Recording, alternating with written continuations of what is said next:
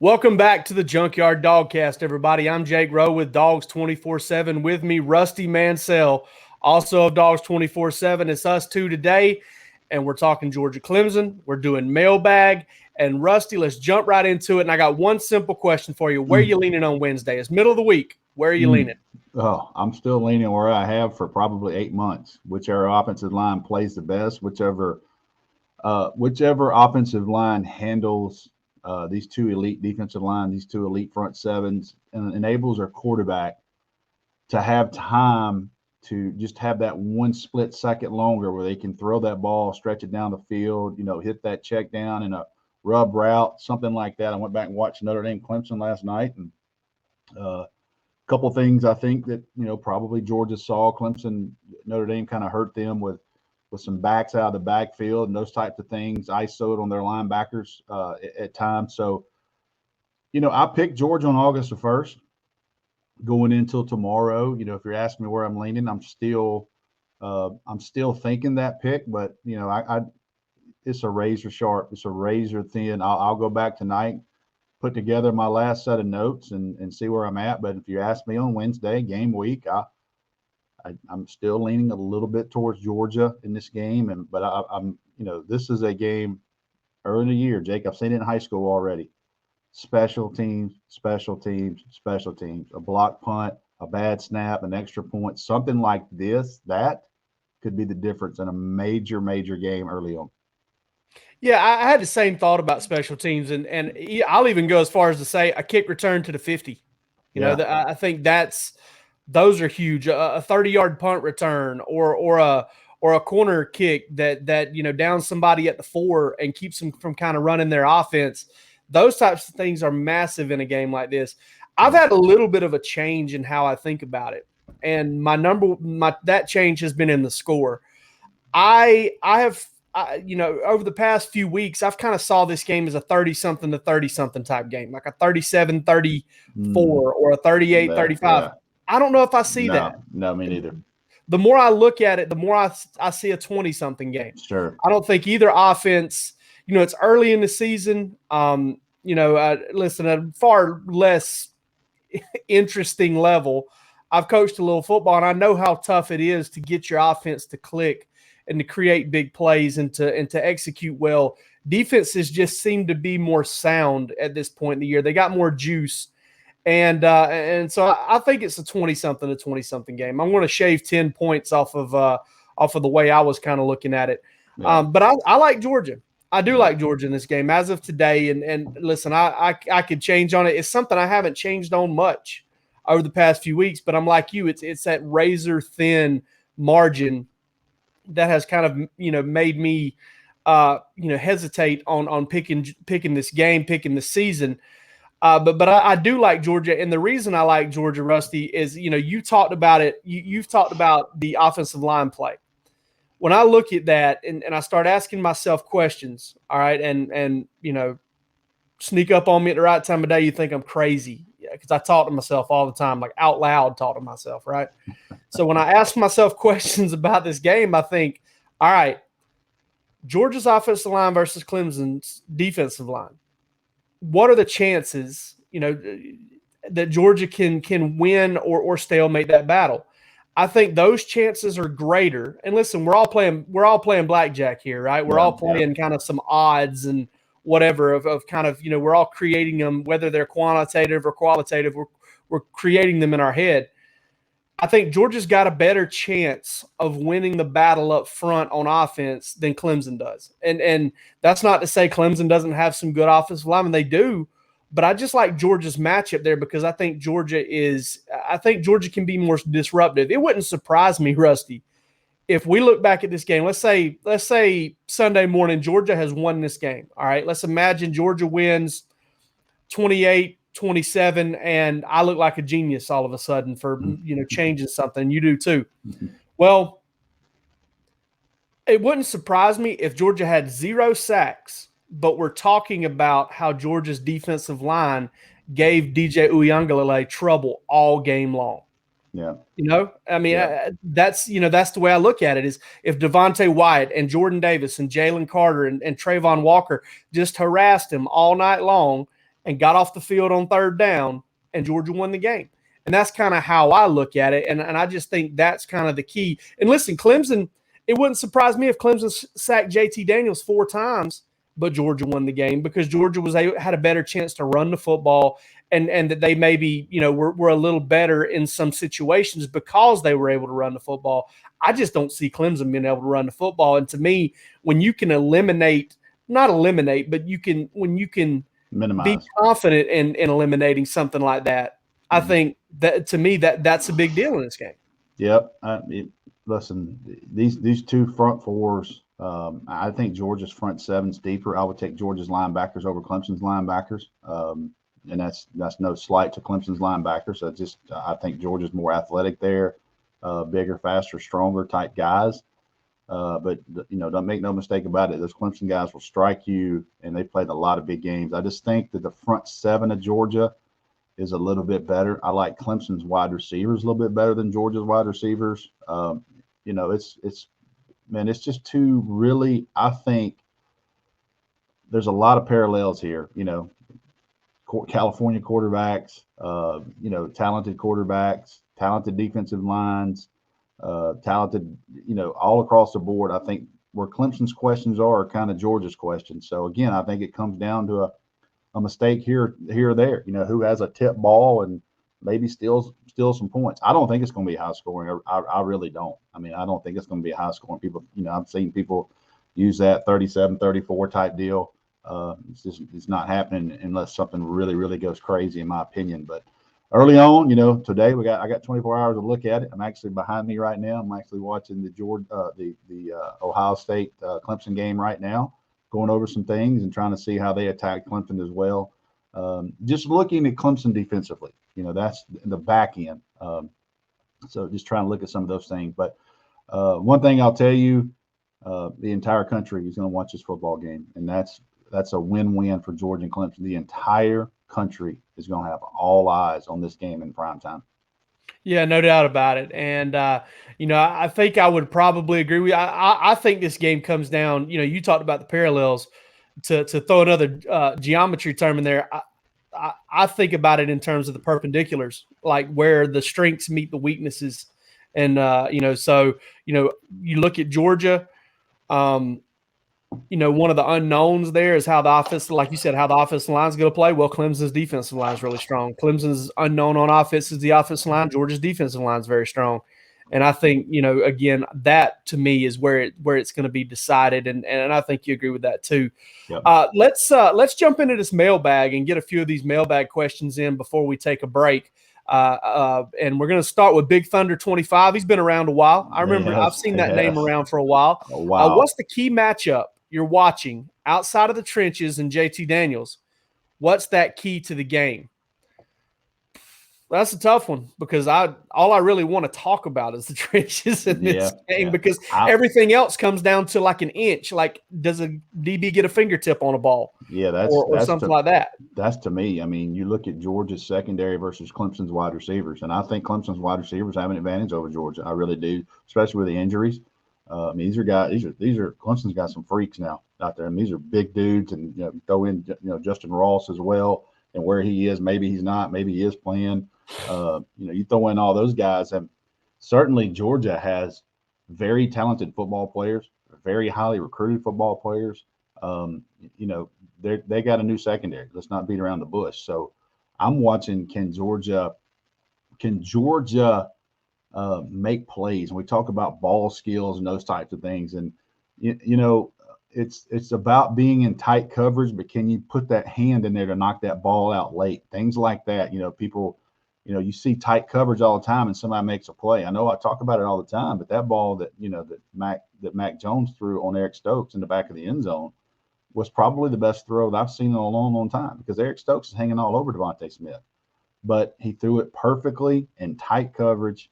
Stokes couldn't get a hand up, and they gave up 6 on that play. So little things like that go a long way in a game like this. Can you finish that play?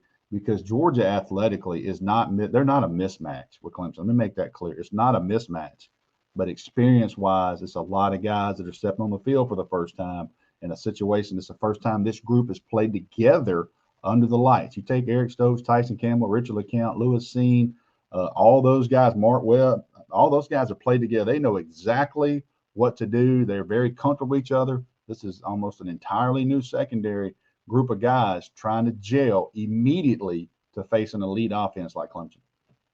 Yeah, and the ball thing, the 50-50 ball thing that's one of those things you just can't call. Yeah. You don't know whether Georgia's going to win more of those. You don't know whether Clemson's going to win more of those, because at the end of the day, you can have a guy who is phenomenal at playing the football in the air, but it's a centimeter, it's a half a centimeter as to if a guy, it's a quarter of a second. Can you get a hand in there? Can you do something like that? And that's why I think, as I was listening to you talk, I think I kind of go towards both teams' linebackers against both teams' running backs in the passing game. Sure. Because I think some chunk plays are available there both ways. Because, I do think Georgia's linebackers are more athletic, but I also know Will Shipley's the truth. There's okay. No like doubt. I know he is a very twitchy, fast kid who I think they're going to try to use to do some of the things that Florida did to Georgia last year. Now, I'll say this about that. I don't think Georgia's linebackers were as much overmatched athletically in that game as Georgia just kind of got out coached. I think Dan Mullen created some problems for Georgia with reads and confused those linebackers a little bit. That Florida did a better job of winning the chess match. I think Georgia is a little bit better prepared to do that. But which coaching staff is going to find that mismatch and exploit it consistently? You can throw the tight ends in there as well. Which one's going to find that mismatch and exploit it? That's a matchup I'm really looking for, because when you start talking about running backs, you got third downs and things like that, but a lot of times teams will leave a running back in to deal with a guy on third down, or there'll be six or seven defensive backs and one can cover a running back on third down. It's a little tougher to win that matchup. You're in your base offense and they're in their base defense, whether it's base nickel or base, whatever, 3-4-4-3. That's when your mismatches happen in the run game. So you're talking about some potential big plays on first and second down to start drives, to pick up a 2nd and 9 or whatever. That's where the running back versus linebacker matchup comes on. I think the team that does a really good job with that is going to have a lot of success. I agree. Let's move to that next question. Hube 1086. He says, "What's the first play?" Listen, I'm not going to cop out here, Rusty. It's going to be run or pass. And what I mean by that is Georgia's going to run Clemson. Georgia's going to run its offense out there, look at Clemson's defense, and decide whether to run or pass. Yeah, Clemson's going to decide whether it's run or pass. If I'm coaching in this game, and I know it sounds vanilla, there's going to be so much energy and so much going on. You want to try to get your team back even keel, because it's going to be so much hype, so much energy going on right there. I mean, that's a play unless Clemson's got freaking 9 in the box. If you're Georgia, you just kind of hand it off, get your guys a little bit of flow and see what happens. See, that's where you're talking about. They want to talk to the box. What was Clemson lined up right there? And, what was the personnel? Was so-and-so in? Was he not on the field? That type of thing. So, I'm not trying to be vanilla with that question, but that's a play you most likely see a handoff, see how Clemson lines up against you. And I don't know if it's going to be a Mississippi State 2017 when you run a flea flicker. Who knows? But I think right now you look at that game and you say that, you just kind of get into the flow, calm your kids down a little bit, and let's get ready to play this long game. I'll tell you what I'd do, 100%. I would run some sort of screen and go, because it feels like every single team in the country starts a game now with some sort of throw out to the edge, some easy pass, get your quarterback in a rhythm, whatever. I'd screen and go or bust. I'd 2 running backs, 1 tight end, whatever, sprint James Cook out, fake it to him and just air it out. Throw it out of bounds if it ain't there. See if they jump the route. Yeah, see if they jump on it. See if you can get them to get a little antsy there. But the more I can't remember. It was probably back in June. I started going back and watching Clemson games. I watched some Georgia games, and then as you get through watching those games at a glance or whatever, those 45-minute things, it'll throw to another one. And I ended up watching the first play of several other games that weren't even Georgia or Clemson game. And I swear about 60 to 70% of them began with a quick throw out to the flat of some sort of bubble screen with a running back or a receiver. And, screen and go, man. Go after it. I agree. Which matchup does Georgia need to win to have a great shot to win this game? They got to number one matchup they've got to win if they want to win this game, or they've at least got to stalemate it, is that offensive line against Clemson's defensive line. I think Georgia has got to get a relative win in that regard, because I think against the defensive line that talented, locking horns and making the judges put it on the card is a win for Georgia in that situation. That's the number one for me. Turnovers for me. I mean, you don't want to give up a short field, man. A game like this, we all feel is going to be razor thin. You don't want to give up a drop punt inside the 10, and you give Clemson an easy 7. You don't overcome things like that, and you don't want to have a bad snap or something like that. I just think early on, it's always been a deal for me. I've seen it for the first 2 weeks in high school football in Georgia. Sloppy play, turnovers, offense usually there, and it's that one turnover you see that changes the flow of the game, momentum of the game. So I think Georgia has to win the turnover battle. Yeah, that's a good one. I think so. But at least get it even. At least get it even. You don't want to, fall behind. And obviously it's, I talked about that blackjack thing a little bit ago. It's like throwing a card down, the even, you're even. Lose one, chances go down 2, 3. That's the way it goes. Rusty, I got a quick one for you though. And it just kind of reminded me hearing you talk about that. You know that old saying, like, okay, ask yourself which team has a better chance of blowing the other team out. That's the team that's the team you need to pick. Yeah. Man, I had somebody ask me that question earlier this week, and I was like, I don't know how to answer that, because I think neither one of these teams are established and dominant where they need to be to feel confident that either team can blow each other out, right? Yeah, I agree. I wouldn't know how to answer that, because I think each team matches strength for strength with weakness for weakness. I think that's why everybody narrows it down to which offensive line, because you got all these players, but there's the questions on offensive lines, and can they handle these two fronts? So I would not even know where to begin on that question. That's a good one. That's a good. I had to kind of counter. I had to kind of counter with, which team's more likely to run for 200 yards. Sure, and I mean, I think that's probably Georgia. So it's yeah. So I'll tell you this too. I'll tell you this. Somebody that's not getting talked about a ton, and I guarantee you this. I think he starts, and I think he's going to play a ton for Clemson's Kobe Pryor out of Cedartown. This is a guy that I've talked to a couple of NFL scouts and went to Clemson's practice, and they're like, the guy that bowling ball they got back there, and he works out with Nick Chubb too in the summer, in spring in Cedartown when he's home. So this is a kid that I'll be straight with you. He wanted to play at Georgia. His lifelong dream was to play at Georgia. It didn't work out. He goes to Clemson. So don't think for 1 minute that a 215-pound running back's not going to run his tail off against Georgia Saturday night. So I don't think Kobe. I know Will Shipley is the deal, but Kobe Pryor started. He'll be in the backfield. If he doesn't play the first play, he'll be in that first series. He's a guy that kind of, he's a guy not getting written about. Georgia's going to deal with a hammer. They're kind of Zamir White type back. So we'll see how that goes. But Clemson running game wise is not, people aren't talking about it as much. But Will Shipley is no question a complete running back. But you want to talk about a hammer, Kobe Pryor, man, he is a put together dude. All right, let's get one more in here real quick, Rusty. And this is from the same guy who asked the previous question, QDog22. Who will be JT's go-to guy on Saturday? And then he goes on to note against Mississippi State, it was Burton.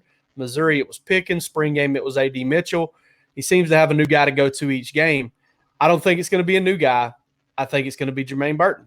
I think Jermaine Burton's Georgia's best receiver, and he's going to go to him. Yeah, I think so too. Polished route runner, explosive in and out of his breaks, great hands, can make contested plays. He's got strong hands. You see him catch a lot of balls in front of him. I've watched him work out since he was a ninth grader at Hateville Charter, and he's got a tremendous strong hands. He works out with Terrence Edwards and that group in Atlanta Tight End Academy. And, I've known Jermaine since a ninth grader. And the thing that impresses me, like, he's explosive. He's big. He's bigger than people think, but he's got top end speed. We can go on the next question because I 100% agree right there. Jermaine Burton's going to be a guy that's going to get a ton of looks from JT Daniels. There you have it, folks. It's going to be somebody else. Absolutely. No doubt question. in my mind at this point. Bet the house on Ladd McConkey. bet the house on Brock Bowers. AD Mitchell. It's going to be somebody else now that we've said that. Yeah. All right, let's jump into a break here real quick, and we're going to get the rest of those mailbag questions on the other side.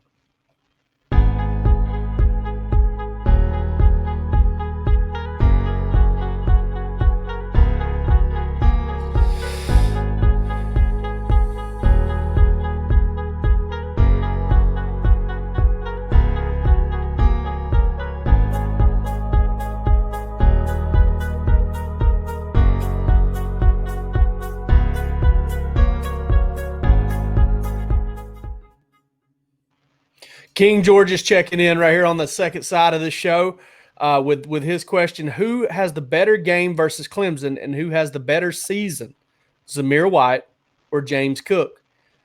I think I'm going to pick the same guy here, and I'm going to say Zamir White. I heard some good things about him coming out of preseason. Listen, I think James Cook's going to be a factor in every single Georgia game as long as he's healthy this year. I'm talking about a 15, 20-plus yard play just about in every game.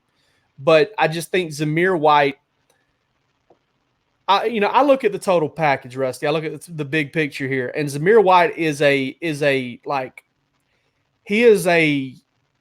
type of guy that as a run blocker can get in a defense's head. Not a run blocker, but a pass protector can just get into a defense's head. Linebackers don't want to take this guy on. He's very physical. He's very sound in that area. So I think he helps Georgia there. I think he's going to do more in the passing game this year. He's slimmed down a little bit. He's a little bit more explosive. I like Zamir White in both areas. I think Zamir White's going to get a lot more opportunities. And I'm not taking anything away from James Cook. But if you're going to go for numbers and touches and odds, Zamir White's going to get more touches than James Cook. He's going to have more plays than James Cook, total snaps, should I say. So I would go with Zamir White there as well. And, listen, I've made no bones about it. Probably the most talented tape I've ever seen in high school until he's had these injuries. So you root for a young man like this. He seems to be coming in the right direction, very positive direction. Jake, you hear some things too. So I think when you look at this, just a simple question, I would go Zamir White because of the odds of more snaps. So that creates more opportunities. All right, let's move on to Jacob Carnes, guy using his actual name.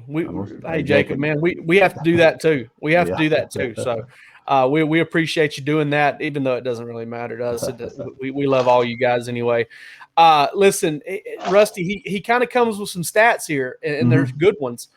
He talks about how he believes the winner of this game will be the team that runs the ball the best, and points out how Clemson has gotten outrushed by an average of 209 yards to 79 yards in their last 3 losses. It's really good analysis there. Yep. But he goes on to ask, what's our X factor? What's our biggest X factor for this game? I don't know that I would consider the run game an X factor because you're talking about, ideally 50% of what Georgia's offense is going to be. Maybe, if Georgia goes pass heavy, you're talking probably at very least 45% of what Georgia's offense will be. So I don't necessarily see that as an X factor. I think X factor goes down to the return game for Georgia. Yeah. If Georgia if Kenny McIntosh is the same Kenny McIntosh in the kickoff return game that he was before getting hurt against Alabama last year, I think that could be massive for Georgia in this game. Yeah. He's definitely, from what I understand, returning kicks. I think Ladd McConkey and Kenny McIntosh are going to be heavily in those punt returns, kick returns, those types of things. I think the X factor is Brock Bowers. Now, getting Fitzpatrick back is massive, and that's huge. And we talked about that on our last podcast, but that I think that's a big deal. But Brock Bowers brings a little bit different element than Fitzpatrick does as far as athletically. Here's a guy that can run. You go back and look at the Notre Dame game. And Tommy Tremble, had some big chunks there. Can Brock Bowers give those chunk plays when he comes in? Because we've all heard things about how physical he is. He's had a really good August, but athletically, here's a guy that can run and he's big, and it's a problem. If he gets those check downs and get in space where he can create big chunk plays for Georgia. So I think the X factor is Brock Bowers and what he brings initially as a true freshman into this game. That's a good one, Rusty. That's actually a really good one. And I think, Georgia's ability to find ways to use him. You could be talking about a guy who, if Clemson needs to get to halftime to make some adjustments, this is a guy that might move the chains for Georgia 2, 3, 4 times in the first half. That's right. And those could be huge. And those kind of plays pay dividends, ripple effect, not just moving the football and scoring points, but keeping the offense off the field, the defense fresh, all of that stuff. I mean, those are kind of things that can kind of have like a cumulative effect as the game goes on. Fowler Straight Dog with the 8 in there, STR 8. Who has the better stat line at the end of this game, JT Daniels or DJ Uiagalelei? I'm going with DJ. I think Clemson's probably going to throw it more. Yeah. And I think Clemson is probably going to lean on the pass more. I think DJ is going to have more of those quick throws, like I talked about the first play of the game. I think they're going to do a lot of that to make Georgia tackle. They get completion percentage is going to be up there. He's probably going to hit a couple explosives, and he's going to throw the ball more. So I'll say DJ Uiagalelei. I would agree. And really, at the end of the day, it's not going to be I hate to go coach speak, but it's about who wins this game. You know what I mean? And DJ probably, if you're having to bet Vegas odds, I would take DJ over JT stat-wise for sure. All right. I don't even know how to pronounce this. Ralz Dog, Ralzz Dog 10. What will the running back rotation look like? How would you split carries, reps between the top 4? As far as carries go, I mean, I think Zamir White is probably going to be, the number 1 guy. I'd say Kendall Milton number 2. Yeah. In terms of the number of carries they get, in terms of touches, I would probably still have that because I don't know. It's tough to get a running back 6, 7 catches. But I would say Zamir White, Kendall Milton, James Cook, and Kenny McIntosh, because I think Kenny McIntosh is doing other things for you, like kickoff return and maybe even some third down work as a pass catching option. As far as splitting the reps, I think it comes down, Rusty, to just the matchup every single week. Like, who do you want to pound it down teams' throats? Well, you've got number 2 and number 3. Zamir White and Kendall Milton's number 2, but Zamir White and Kendall Milton being the guys. And if you want to try to spread teams out, run the perimeter, throw the ball on them with the running backs, then you're probably going to want to lean to the strengths of the other 2. It's momentum. Who brings that juice during the game? Like, you don't really know until you get into the flow of the game. I mean, it might be a thing right now. We're looking to get Zamir White 15 touches, and all of a sudden Kendall Milton comes in, and his first 3 carries, man, he's got different gear, different bounce, broke some tackles, and he's created some problems. The next thing you know, Kendall Milton ends up with 12 or 13 carries, or Kenny McIntosh gets 7 touches when you probably thought he'd get 1 or 2. So, a game like this, it's about opportunities and how you progress during the game. But I think they call it getting them lathered up. Once you get these guys lathered up and get a feel for who's making plays right now, I think that's how you adjust a rotation, because all 4 those guys are capable of playing a lot of snaps, depending on how it goes during the game. I skipped over this a second ago, but Fowler Straight Dog, need to give that guy a shout out. He is responsible for our podcast music, intro and outro. He provided that for us, so I wanted to give him a little bit of a shout out. Really talented dude who does a good job creating music for us. So I let that slip my mind in real time. We got 2 more questions to get to. It'll be a full 10. We got Buck_Wild. Buck Wild. I got Buck Wild a couple times, like 18, 19, 20 years old, 37, 38, whatever. Who are some names to watch by the end of the year that are not getting much press right now? It's a good question. I like that question a lot. Rusty, I'm going to you first, man. I need some time to think.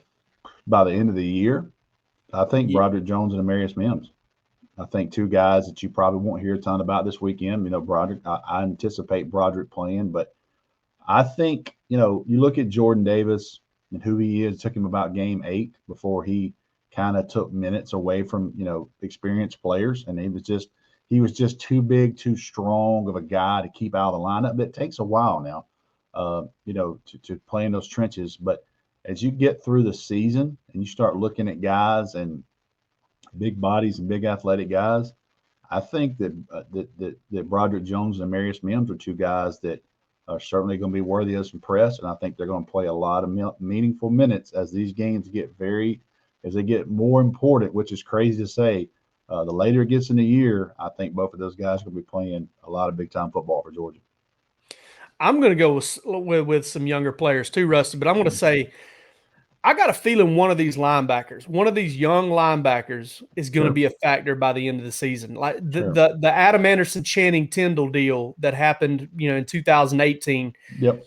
And blitz package, something like that. Right. Yeah. Third down, Xavier Sorey, Smile Munden, Jamon Dumas Johnson. Those are the three guys I'm really looking at. I think those guys have a chance to earn a role at some point during this year. That they pretty much put themselves in a situation that at some point we hear Kirby Smart say, we got to figure out a way to get this guy on the field. We think he's one of our better defensive players. We got to find him a role. Yep. And I think that's one of them.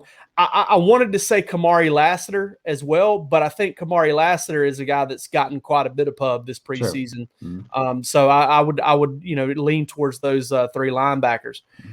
All right, Rusty, this is a fascinating question for me, and I hope that I hope everybody's as proud of my answer as I feel like I'm going to be proud of my answer, because I've really thought about this one. C. Clausen 71 says, bigger advantage, having Darian Kendrick on Georgia's team or Clemson knowing Kendrick the way they do? Now, Rusty, here's my scenario here. I think Darian Kendrick has already had an impact on this game, because I think that Darian Kendrick knows Clemson's calls. He knows Clemson's signs. He knows those types of things. Yep. Clemson's had to figure out a way to change a few things, and do I think, yes, Georgia's going to win this game because of that? Not at all. They've had a full spring and preseason camp without Darian Kendrick to know, to get that figured out, but they had to spend time on doing it. Yeah. I don't know that Clemson knowing Kendrick is going to play out in this game, because he's playing in a different scheme and he's doing some different things. Maybe they try to attack him, but that's all going to come down to an execution thing. I think that Georgia having Kendrick, if there is an advantage at all, and I don't really even think there really will be one, if you gave me that option, I would choose C, none of the above. But if there is one, I think Georgia might have a slight advantage by having Kendrick. That's a very good question, C. Carlson. And that's probably the best question we've had so far on a podcast.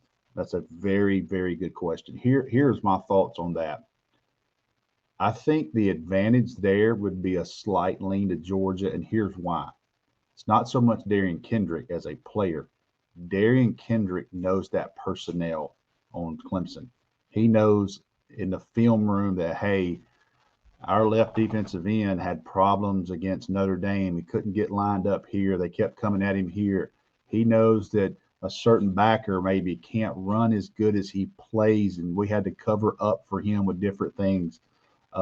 He knows that one safety keeps his eyes in the backfield too much on a play action, and we got burned a couple times that should have been touchdowns. I know that the left guard is not very strong. We kind of they cover him up by helping double team. There's little games within the game, and you'd be crazy to think that Georgia staff hasn't sat down with Darian Kendrick and went over personnel. The stealing signs and all that stuff is zero. Everything's been changed for that. There's no question. He certainly probably knows Venable's tendencies, but you see that on tape. I mean, that's just something that I think the biggest advantage there for me, if I'm looking at this question, would be personnel. What Darian Kendrick knows about that roster at Clemson, and he could probably tell you, look, you better stay away from that dude because he's a freak. And that wide receiver right there, you better make sure you know where he is because he's the hardest to defend. Those types of things. So it's not just the weaknesses. He tells you who's the real deal in Clemson, who's that guy? When the bullets are flying on Saturday afternoon, we better know where this guy is because he will hurt you and he's hard to cover. Those types of things. Very good question, though. Very good question. And I'll say this too, Rusty. Clemson has inside knowledge or intimate knowledge of one guy, and Darian Kendrick has of multiple guys. Yeah, so it's 60 or 70. Right, yeah, and it's one of those things, and I wrote about this yesterday. It's one of those things where Georgia would be. There's two ways Georgia can be absolutely foolish here. One, to not try and get anything from it. Two, to absolutely lean on it. Yeah. It's one of those things that you can't really say, well, we got Darian Kendrick and we need to do whatever he says do as far as this, and this, because things change. But it'd be stupid for them not to even try to get something out of it. And listen, we're talking about a coach that I mean, listen, man, we don't even get to watch practice. Okay, we don't get to do nothing. All right, so it's this is a coach that's always looking for the tiniest of edges. You can bet they've talked to Darian Kendrick about what he knows about these receivers and DBs. No question. Absolutely. Well, Rusty, you got any parting shots for us before we let them go? No, man. About game time. As we're taping this, there's college football on tonight in the ground of country. There's college football on tomorrow night. There's college football on Friday night, and there's college football on Saturday. It's here. We made it. I got fired up this morning, man. I got from Marriott. They sent me your check-in is available for your hotel, so it's real now. So I checked in. Like I probably set a record for the quickest check-in for a hotel after they sent out the app notification. I checked in immediately. So my room ain't going to nobody else. I got you. All right, guys. Well, that was a great show. I enjoyed that one with Rusty, and hopefully we'll be able to really give it to you as a full staff tomorrow. But for this episode of the Junkyard Dawgcast, and by the way, tomorrow are predictions. By the way, Thursday predictions. We're going to predict the game, player of the game. We're going to have all that for you. So make sure you tune in. But subscribe to Georgia Bulldogs on Dogs 24/7 on YouTube and see the show, listen to the show wherever the podcasts are. Refer to a friend, subscribe, rate, and review, do all of that stuff, all of those podcast buzzwords. We want you to do them. So take care, and we'll be back with you tomorrow. This is Jake Rowe from Dogs 24/7, Rusty Mansell from the same place. You guys take it easy.